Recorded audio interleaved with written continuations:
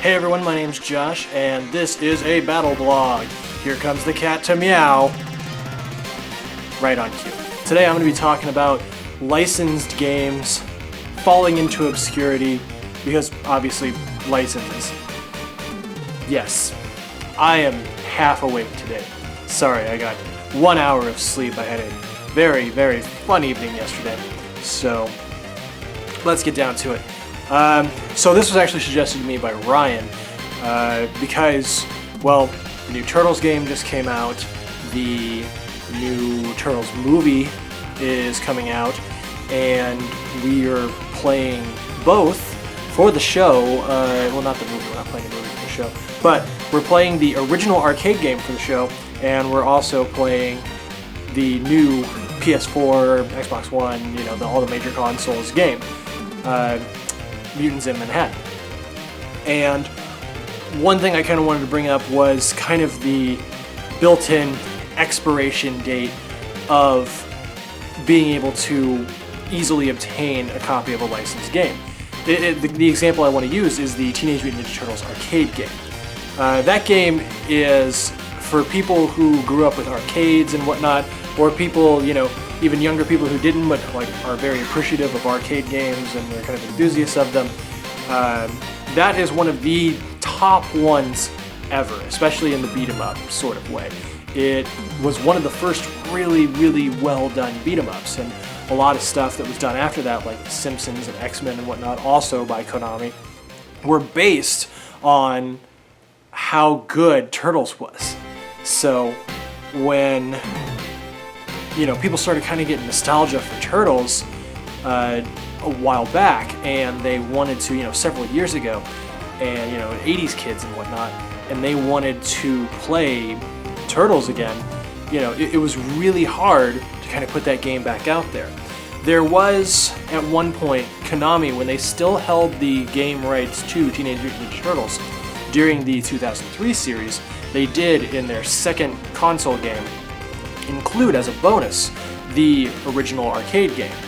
But in most cases, because of how consoles worked at the time, it was limited to 2 players, and because of rights having to do with Fred Wolf Studios, who produced the original cartoon that game was based off of, they didn't really go the extra mile there, and so that game was just kind of filled with the same generic, repetitive song throughout the entire thing. Like, it was more fun to play it on mute. That's how bad it was, Not that the music was gone in the first place, but the fact that they just went through no effort in replacing it whatsoever.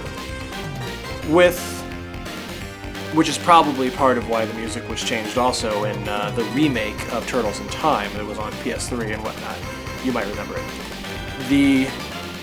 Now there was, later on, when I believe Ubisoft had the license to the Turtles games, they did go the extra mile. And they did go through Fred Wolf Studios and go through Konami, who developed that game and whatnot, and kind of pulled this whole thing together where you would be able to download onto the Xbox 360 the original arcade game in its full glory. 4 players with the right music and all that stuff. Obviously, whatever deal they struck has expired since then, because it's not available on Xbox Live Arcade anymore. So, again, you're limited to either emulation or buying the actual arcade game itself. Which, even if you just get the JAMA board for it, like the board that's inside that kind of acts like a cartridge for arcade machines, that's not going to be, that's not going to be cheap. So there's really, and this goes with other games too, like how many licensed games, really good licensed games, can you think of that you loved that you probably can't find anymore, even though the property is still around, just because some rights holding issue or whatnot with, who was developing back then versus who is now, and, whatever the specific form of media was, if it was this movie or this TV show version or things like that. One of the games that got super expensive for a while, another example, and when it was kind of in this licensing hell, was Marvel vs. Capcom 2. Same sort of scenario as Teenage Mutant Ninja Turtles, the arcade game. Very beloved, super awesome fighting game that since Capcom didn't have the Marvel rights at the time anymore, they weren't able to produce it. So you couldn't get it.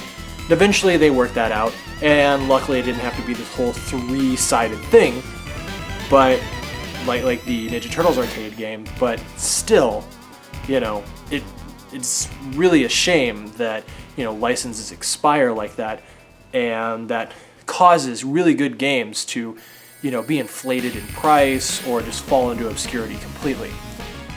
So anyway, what's an example of a licensed game that you can't really find anymore and probably will never be reproduced ever again that was super amazing, probably because of, you know, rights deals or anything like that, that you liked when you were younger? Hopefully that made sense. Like I said, like an hour of sleep. My name's Josh. You can catch me and Frank and Heather and Ryan on Battle Geek Plus on Tuesdays. You can catch one of us on a battle blog on Thursdays. And whatever the hell else Ryan does with this channel, you can catch it on whatever the hell other day that happens on. Anyway, see ya.